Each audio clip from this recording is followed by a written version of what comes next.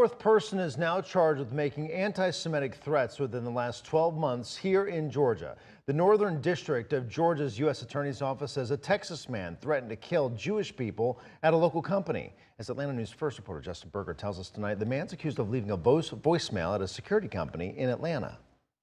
These threats follow a trend, anti-Semitism rising across the country, and that is playing out right here in Atlanta.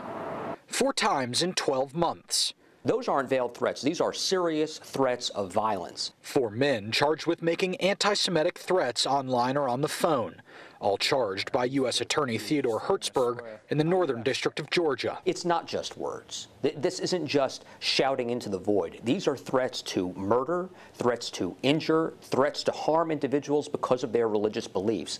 It's criminal, and it will not be tolerated.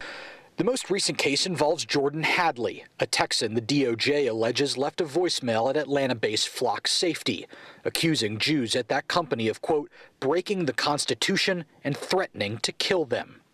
A statement from Flock reads in part, this incident reflects a broader pattern of hate, harassment, and intimidation that has no place in our communities. Flock fully supports people making their voices heard through the democratic process and engaging in thoughtful debate about the role of technology, but threats of violence should never be part of that process. Hatred really knows no boundaries, and if they're threatening the Jewish community, you'll normally find that they're threatening other minority groups also. Brian Davis worked for the FBI for more than 20 years. His company works with the Jewish Federation of Greater Atlanta, making sure law enforcement is aware of potential threats as they learn about them. We will look at social media posts. We look into what they're sharing on social media to see if it's anti-Semitic, see if it's threatening. The DOJ is committed to rooting out anti-Semitism, creating a task force in 2025 to combat the increasing issue. I am the second Jewish person in the 180-year history of my office to hold the position of United States Attorney, and I am personally grateful that this department takes anti-Semitism seriously.